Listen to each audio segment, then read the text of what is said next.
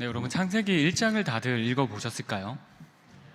네, 창세기 1장을 살펴보면 무엇이 나오나요? 하나님의 창조가 나옵니다. 제가 하나님의 창조를 짧게 설명드리면 하나님께서는 무에서 유를 창조하시고요, 혼돈과 흑암에서 무엇을 창조하실까요? 바로 무질서에서 질서를 창조하시는 분이십니다. 하나님께서는 선하신 목적에 따라 세상을 창조하셨습니다. 인간 또한 어떠한 목적을 따라 창조하셨을까요? 선한 목적에 따라 창조하였습니다. 하나님은 인간을 하나님의 형상대로 만들었다라고 합니다. 즉, 하나님의 성품과 통치를 반영하는 존재로 만들었다는 겁니다. 쉽게 말하면 인간의 삶의 목적은 하나님과 연결되어 있을 때만 발견할 수 있다는 거죠.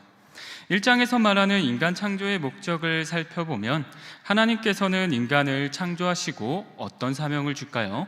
청지기 사명을 줍니다. 세상을 잘 보살펴라 라는 거죠. 이뿐 아니라 하나님께서는 인간에게 말씀에 순종하며 하나님을 찬양하라 라고 말합니다. 그렇게 하나님께서 창조하신 인간은 에덴 동산에서 하나님의 청지기 사역을 잘 감당합니다. 동물의 이름도 짓고요, 하나님과 깊이 교제하면서 질서 있게 운영해 나갑니다. 하지만 여러분, 우리의 세상을 바라보게 되면 우리는 어떤 모습을 발견하게 되나요? 에덴 동산과 같이 질서 있게 다툼도 없는 평화로운 모습만 보이나요? 그렇지 않습니다. 어떻게 보면 혼돈과 흑암이 가득한 것처럼 느껴질 때가 더 많습니다. 그렇다면 왜 오늘날 세상은 에덴 동산과는 다르게 이렇게 흑암이 많은 것처럼 느껴질까요? 성경은 그 이유를 바로 죄라고 말하고 있습니다. 오늘 우리는 그 죄가 어떻게 시작되었는지 알아봄과 동시에 우리가 죄 속에서 가질 수 있는 소망은 무엇인지 찾아보도록 하겠습니다. 여러분, 창세기 2장 16절에서 17절 말씀을 보면 하나님께서 아담에게 명령하십니다. 동산에 있는 모든 나무의 열매는 다 먹어도 좋은데 딱 한 가지만 먹지 마라라고요. 바로 선악을 알게 하는 나무는 먹지 말라라고 말합니다. 이 선악과를 먹지 말라는 명령에는 어떤 의미가 있을까요? 두 가지 의미가 있습니다. 첫 번째는 하나님께서 인간을 사랑하셔서 선택할 수 없는 로봇가 아니라 인격적으로 선택할 수 있는 사랑의 존재로 인간을 창조하셨다라는 겁니다. 그리고 두 번째는 하나님과 인간의 질적 차이를 보여주는 겁니다. 우리는 하나님의 형상대로 창조받았지만 우리는 피조물일 뿐이라는 거죠. 그렇기 때문에 피조물은 창조주의 명령을 지켜야 된다는 것입니다. 이처럼 아담과 하와는 하나님께서 사랑하시는 하나님의 형상으로 하나님의 말씀에 순종하며 살아가면 됩니다. 하지 말라는 것은 안 하면 되겠죠. 그런데 과연 아담과 하와는 하나님의 말씀을 끝까지 지켜나갈까요? 우리 창세기 3장 1절 말씀 함께 읽도록 하겠습니다. 그런데 뱀은 여호와 하나님이 지으신 들 짐승 중에 가장 강교하니라. 뱀이 여자에게 물어 이르되 하나님이 참으로 너희에게 동산 모든 나무의 열매를 먹지 말라 하시더냐. 아멘. 근데 여러분, 1절 처음에서 느껴지듯이 어떤 단어가 등장하죠? 그런데 라는 단어가 등장합니다. 첫 단어부터 느낌이 썩 좋지 않습니다. 우리 이어서 살펴보겠습니다. 이어서 살펴보게 될 때 누가 나오나요? 바로 뱀이 등장합니다. 그런데 이 뱀을 뭐라고 수식하고 있죠? 들 짐승 중에 가장 강교하다라고 수식하고 있습니다. 사실 이 강교하다라는 원어는 양면적인 뜻이 있습니다. 긍정적으로도 쓰일 수 있고 부정적으로도 쓰일 수 있다는 겁니다. 긍정적으로 쓰일 때는 잠언서에서 많이 쓰이는데요, 어떻게 해석될까요? 슬기롭다라고 해석됩니다. 즉 어리석다의 반대말인 거죠. 그런데 오늘과 같이 창세기 3장 1절 부정적인 맥락에서는 어떻게 해석이 되죠? 강교하니라 강교하다라고 해석이 됩니다.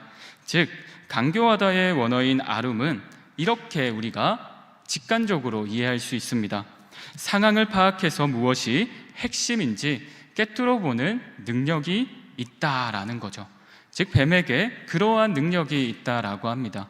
그런데 여러분, 이러한 능력을 가진 뱀의 배후에는 누가 있을까요? 우리 요한계시록 20장 2절 말씀 다 같이 함께 읽겠습니다. 용을 잡으니 곧 옛 뱀이요 마귀요 사탄이라 잡아서 1000년 동안 결박하여. 아멘. 용은 옛 뱀이요 마귀요 사탄이라고 합니다. 즉 뱀의 배후에는 사탄이 있음을 알 수 있습니다. 이처럼 사탄은 뱀의 배후에서 강교하게 여자를 유혹합니다. 1절 하반절에 보면 뱀이 하와에게 질문합니다. 하나님이 참으로 너희에게 동산 모든 나무의 열매를 먹지 말라 하시더냐? 사실 뱀의 이 발언은 하나님이 인간에게 말씀하신 2장 16절의 말씀을 왜곡한 말씀입니다. 2장 16절 말씀을 제가 다시 한번 읽어드리도록 하겠습니다. 요약해서 읽어드리면요, 각종 나무의 열매는 너가 임의로 먹으라 라고 말씀하셨습니다. 그런데 뱀은 어떻게 질문하고 있죠? 하와야, 정말 참으로 하나님께서 이 모든 나무의 열매를 먹지 말라 하시더냐라고 바꾸어 말하고 있습니다. 즉 뱀은 2장 16절 말씀에 참으로라는 부사와 부정어를 덧붙여 하나님의 말씀을 왜곡시키고 가장하고 있는 거죠.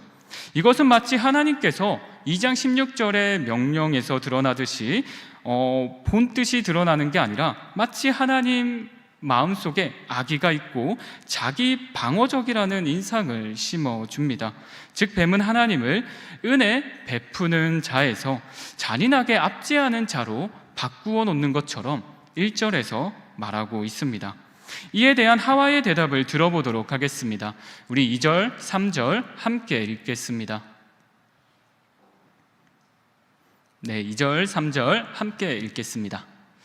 여자가 뱀에게 말하되 동산 나무의 열매를 우리가 먹을 수 있으나 동산 중앙에 있는 나무의 열매는 하나님의 말씀에 너희는 먹지도 말고 만지지도 말라 너희가 죽을까 하노라 하셨느니라. 아멘. 여자의 대답을 보면 하나님의 말씀에 대한 부정확한 이해를 볼 수 있습니다. 하나님께서 말씀하신 창세기 2장 17절과 하와의 대답인 3장 3절의 말씀을 우리 비교해서 보도록 하겠습니다. 하와는 하나님의 말씀인 2장 17절에 먹지 말라라는 말씀에 무엇을 덧붙이고 있나요? 바로 만지지도 말라라는 말씀을 덧붙이고 있습니다. 그리고 끝에 하나님께서는 분명히 말합니다. 선악과를 먹으면 반드시 죽으리라 라고요. 그런데 하와는 이러한 강경한 5절을 두루뭉실하게 표현합니다. 너희가 죽을까 하노라 하셨느니라 라고요. 이와 같이 하나님의 말씀을 하와는 왜곡해서 이해하고 있습니다. 하와의 이러한 답변은 뱀에게 다음과 같은 질문을 열어주는데요. 우리 4절과 5절 말씀, 뱀의 답변을 보도록 하겠습니다. 함께 읽겠습니다. 뱀이 여자에게 이르되 너희가 결코 죽지 아니하리라. 너희가 그것을 먹는 날에는 너희 눈이 밝아져 하나님과 같이 되어 선악을 알게 할 줄 하나님이 아심이니라. 아멘. 뱀이 1절에서는 놀라는 척 하면서 하와에게 질문했다면 4절과 5절에서는 이제 독단적인 주장으로 하나님의 말씀을 대놓고 왜곡합니다. 뱀은 하나님께서 선악과를 먹으면 죽는다고 분명히 경고했습니다. 그런데 뱀은 어떻게 말하고 있나요? 이 선악과 먹으면 결코 죽지 않는다라고 말하고 있습니다. 이뿐 아니라 뱀은 5절에서도 거짓된 주장을 계속해서 늘어놓습니다. 그 주장을 요약하면 이렇습니다. 선악과를 먹으면 눈이 밝아져 하나님처럼 될 것이다. 이 주장은 피조물인 인간이 자신을 만드신 하나님처럼 된다는 주장이었습니다. 사실 강교한 뱀은 3절에 나온 하와의 대답 속에서 하와가 하나님의 말씀을 소중히 여기지 않고 말씀을 왜곡하여 기억하는 것을 통해 하와가 하나님과 같이 되고 싶은 마음이 있음을 간파하여 유혹한 것입니다. 뱀의 유혹에 대한 하와와 아담의 반응을 살펴보도록 하겠습니다. 우리 창세기 6절 말씀 함께 읽겠습니다. 여자가 그 나무를 본즉 먹음직도 하고 보암직도 하고 지혜롭게 할 만큼 탐스럽기도 한 나무인지라 여자가 그 열매를 따먹고 자기와 함께 있는 남편에게도 주매 그도 먹은지라. 아멘. 뱀이 거짓 확신을 여자에게 심어주자 여자의 마음이 동요하기 시작합니다. 선악과가 어떻게 보이기 시작하나요? 갑자기 보암직도 하고 먹음직도 하고 지혜롭게 할 만큼 탐스럽게 보이기도 합니다. 여자의 마음속에는 자신이 하나님 자리까지 높아지려고 하는 교만이 자리하게 됩니다. 탐욕이 가득해졌고 그렇게 하와는 불순종의 길을 걷게 됩니다. 아담에게도 이 죄를 권유합니다. 그리고 아담은 묵인하며 죄에 동참하게 되죠. 사실 뱀의 말에 유혹된 하와는 자신만 범죄를 저지른 것이 아닌데요, 사실상 우리가 이 창세기 3장 1절과 4절, 5절 뱀의 말을 자세히 보게 되면 뱀이 하와에게 말하고 있는데 어떻게 말하고 있죠? 어떻게 지칭하고 있나요? 너희라고 지칭하고 있습니다. 원어의 뜻을 보게 되면 복수형입니다. 이 너희는 누구를 말하고 있는 것일까요? 바로 아담과 하와를 말하고 있는 것입니다. 그렇게 하와는 아담에게 똑같이 권유함으로 뱀은 자신의 유혹을 성공으로 이끄는 것처럼 보입니다. 뱀의 말에 유혹된 하와는 자신만 범죄를 저지르지 않고 아담을 유혹해 함께 범죄를 저지릅니다. 우리는 여기서 죄의 확장성에 대해서 생각해 볼 수 있습니다. 죄는 나만 짓는 것이 아니라 누구에게 전염이 될까요? 옆에 있는 사람에게 전염이 되는 것을 볼 수 있습니다. 그리고 이것은 창세기 11장을 보면 더욱더 자세히 알 수 있습니다. 한 사람에게 시작된 죄악이 결국엔 인류 전체의 죄악이 됩니다. 하나님처럼 높아지고 싶어서 무엇을 쌓죠? 바벨탑을 쌓게 됩니다. 이와 같이 뱀의 유혹으로 인해 죄가 들어왔고 죄는 이러한 확장성을 가집니다. 그렇다면 창세기 3장 7절 8절이 말하고 있는 죄의 결과가 무엇인지 우리 함께 찾아보도록 하겠습니다. 우리 함께 읽겠습니다. 이에 그들의 눈이 밝아져 자기들이 벗은 줄을 알고 무화과 나뭇잎을 엮어 치마로 삼았더라. 그들이 그날 바람이 불 때 동산에 거니시는 여호와 하나님의 소리를 듣고 아담과 그의 아내가 여호와 하나님의 낯을 피하여 동산 나무 사이에 숨은지라. 아멘. 말씀을 보니 인간이 정말 하나님처럼 되었나요? 아닙니다. 하나님과 같이 되기는커녕 남자와 여자 사이에 정말 건강한 관계의 징표였던 벌거벗음이 수치심으로 변하게 됩니다.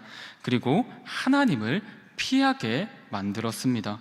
여러분, 이것이 바로 죄의 결과입니다. 죄는 자신을 수치심으로 물들이는 것은 물론 하나님과의 단절을 초래하였습니다. 그렇게 그들은 하나님 앞에서 불순종의 죄를 숨기기에 급급한 피조물 인간이 되었습니다. 이를 뒷받침하는 증거로 아담과 하와는 자신의 수치심을 가리기 위해서 어떤 나뭇잎을 사용하고 있나요? 바로 무화과 나뭇잎을 사용하고 있습니다. 물론 팔레스타인 지방을 보면 무화과 나뭇잎이 다른 나뭇잎보다 크다고 해요. 그러나 무화과 나뭇잎을 보신 분들은 알겠지만 5손가락과 같이 되어 있어서 여기 빈 곳들이 많습니다. 그리고 하나님 앞에서 사실상 무화과 나뭇잎보다 더 큰 잎이라고 한들 하나님 앞에서 수치심을 가릴 수 있을까요? 가릴 수 없습니다. 그럼에도 불구하고 인간은 계속해서 하나님을 피하게 됩니다. 여러분, 우리도 하나님 앞에서 죄를 짓고 이와 같은 행동을 하지는 않나요? 창조주 하나님 앞에서 죄를 숨길 수 없음에도 불구하고 마치 죄를 숨길 수 있는 것 마냥 하나님을 피해 다니고 있진 않나요? 아니면 마치 그 죄가 아닌 것처럼 행동하고 있지는 않나요? 여러분, 죄는 하나님과의 단절을 초래합니다. 그런데 제가 서두에 말씀드렸듯이 우리는 하나님이 만드신, 하나님의 형상대로 만드신 피조물입니다. 그런데 우리가 삶의 목적을 회복하기 위해서는, 삶의 목적을 가지기 위해서는 누구에게 돌아가야 될까요? 바로 하나님에게 돌아가서 그 관계를 회복해야 합니다. 그렇게 인간은, 아담과 하와는 계속해서 하나님을 피해 다니십니다. 그런데 정말 놀라운 거는 인간은 계속해서 하나님을 피해 다니시는데 하나님은 변하지 않으시고 아담과 하와를 찾아오시는 모습을 우리는 말씀 속에서 목도하게 됩니다. 우리 9절부터 10절까지의 말씀을 함께 읽겠습니다. 여호와 하나님이 아담을 부르시며 그에게 이르시되 네가 어디 있느냐? 이르되 내가 동산에서 하나님의 소리를 듣고 내가 벗었으므로 두려워하여 숨었나이다. 아멘. 하나님은 숨어있는 사람에게 사실상 명령하실 수도 있습니다. 너 잘못했다라고요. 그런데 그렇게 하지 않고 인격적으로 질문을 하십니다. 어떻게 질문하나요? 아담, 네가 어디 있느냐라고 질문합니다. 사실상 창조주 하나님이 몰라서 물으셨겠습니까? 어떠한 의미가 있겠지요. 그러나 아담은 그 숨은 의미를 이해하지 못한 채 이렇게 대답합니다. 자신의 입장에서 대답하고 있는 거죠. 10절 말씀을 보면 나옵니다. 하나님께 죄를 지어서 두려워서 숨었다고 말합니다. 하나님은 그것을 물어보신 게 아닌데도 불구하고 아담은 내가 죄를 지어서 두렵습니다에 꽂혀 있는 거죠. 그래서 이에 하나님은 또 아담과 하와에게 또 두 개의 질문을 던지시는데요. 우리 창세기 11절부터 13절까지의 말씀을 함께 읽도록 하겠습니다. 이르시되 누가 너의 벗었음을 내게 알렸느냐? 내가 내게 먹지 말라 명한 그 나무 열매를 내가 먹었느냐? 아담이 이르되 하나님이 주셔서 나와 함께 있게 하신 여자 그가 그 나무 열매를 내게 주므로 내가 먹었나이다. 여호와 하나님이 여자에게 이르시되 네가 어찌하여 이렇게 하였느냐? 여자가 이르되 뱀이 나를 깨므로 내가 먹었나이다. 아멘. 첫 질문에서 그래서 하나님께서 묻습니다. 그래서 누가 너의 벗었음을 알렸느냐? 이렇게 물으시고 이어서 또 질문하십니다.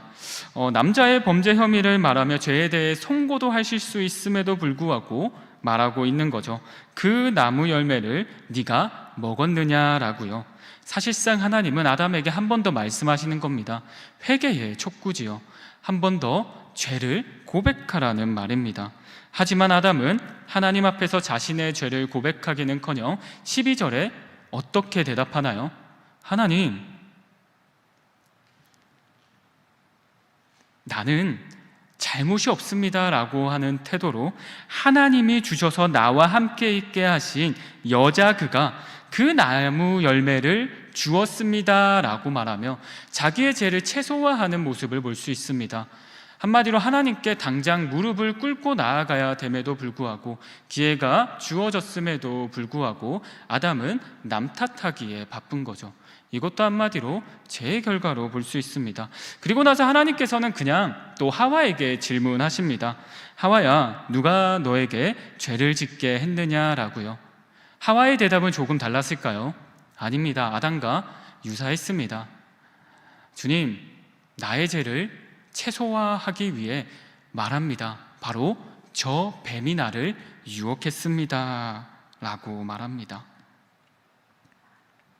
그렇게 아담과 하와는 죄로 인하여 하나님과의 관계, 또 사람과의 관계에 심각한 문제를 초래합니다.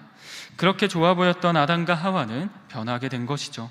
하지만 참으로 놀랍고 감사한 것은 하나님께서 변함없이 찾아오셨듯이 하나님은 변하지 않았다는 겁니다. 사실 우리는 알고 있습니다. 정말 보기 싫은 사람을 우리는 어떻게 하나요? 절교를 청합니다. 친했지만 정말 보기 싫다면 절교를 청합니다. 그리고 핸드폰의 연락처를 삭제하기도 합니다. 그리고 요즘은 카카오톡을 차단하기도 하죠.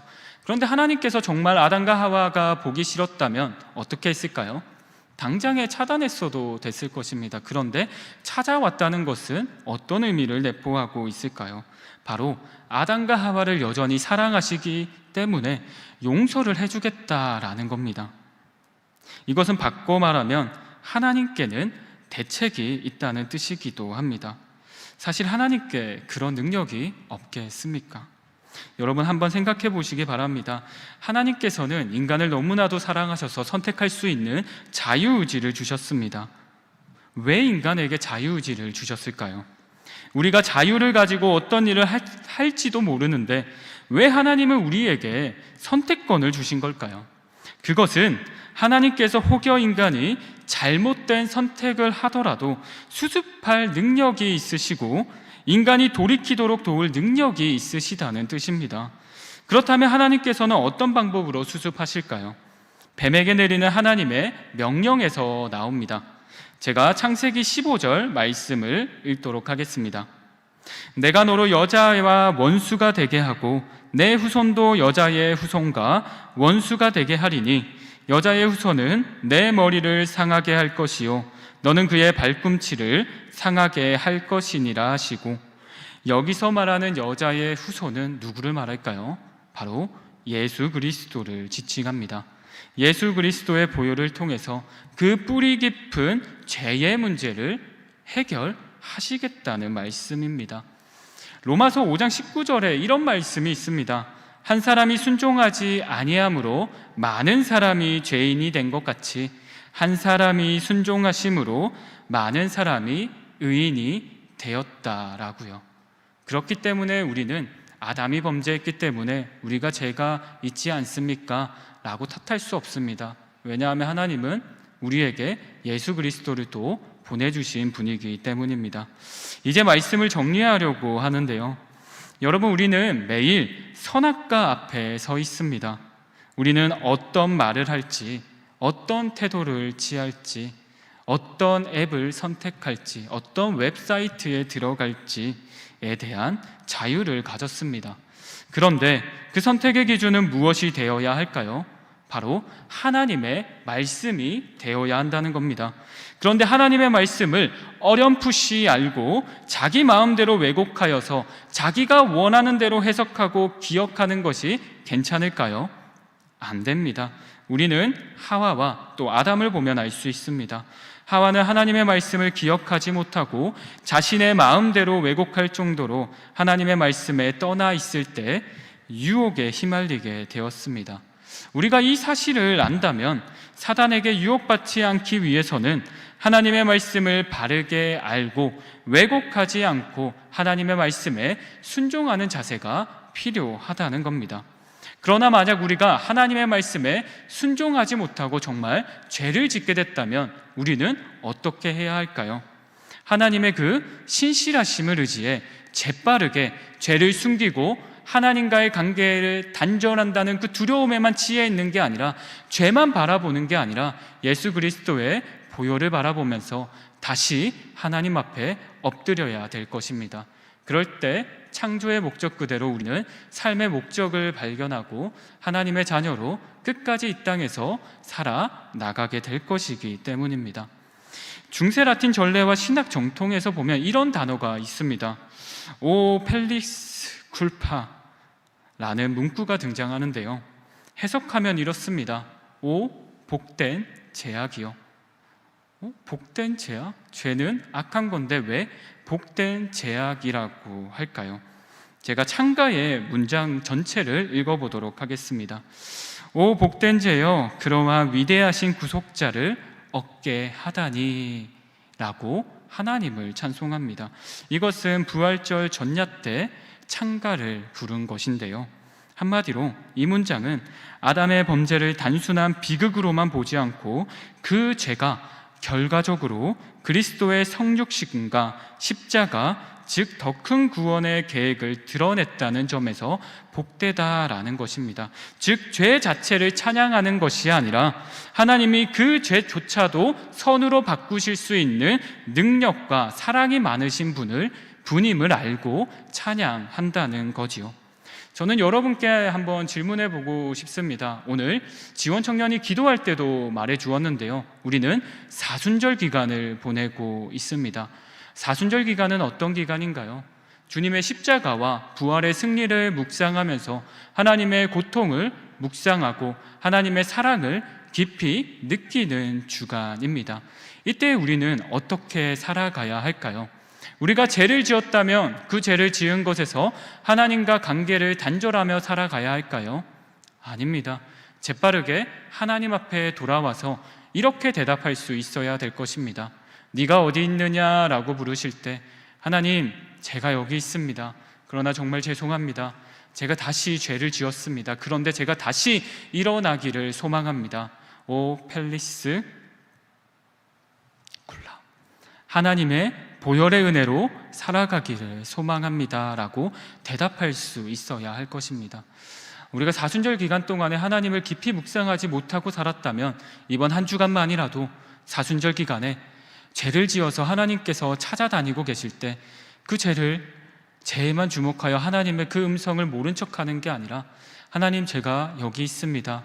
이 죄악을 복된 죄악으로 바꾸실 수 있는 그 능력이 있는 하나님께 엎드립니다. 하나님, 다시 내 삶을 사용하여 주시옵소서라고 올려드리며, 정말 여러분들이 속한 그 땅을 하나님의 나라로 만들어 가기를 간절히 소망하며 주님의 이름으로 축복하며 제가 기도하고 오늘 설교 마치도록 하겠습니다. 기도하시겠습니다. 사랑이 많으신 하나님 아버지, 부족한 죄인과 같은 우리를 구원해 주시기 위해 예수 그리스도를 보내주심에 참으로 감사드립니다. 하나님, 우리는 하나님 앞에서 끊임없이 죄로 인해 넘어지는 존재입니다. 그러나 그 죄가 계속 반복되다 보니 그 죄에 익숙해지고 있지는 않았는지요? 하나님의 음성조차 모른 채 하고 살아가고 있지는 않았는지요? 하나님, 다시 하나님 앞에 무릎 꿇고 나아가기를 간절히 소망합니다. 사순절을 그냥 그렇게 보내는 것이 아니라 하나님과 관계를 회복하여서 나의 삶의 목적을 회복하는 시간으로 보낼 수 있는 은혜 허락하여 주시옵소서. 이번 한 주간에도 주님께 엎드려 하나님만을 찬양하는 우리 신일교회 청년부, 여기 모인 모든 성도님들 되기를 간절히 소망하며 이 모든 말씀 살아계신 우리 주 예수님의 이름으로 기도드립니다. 아멘.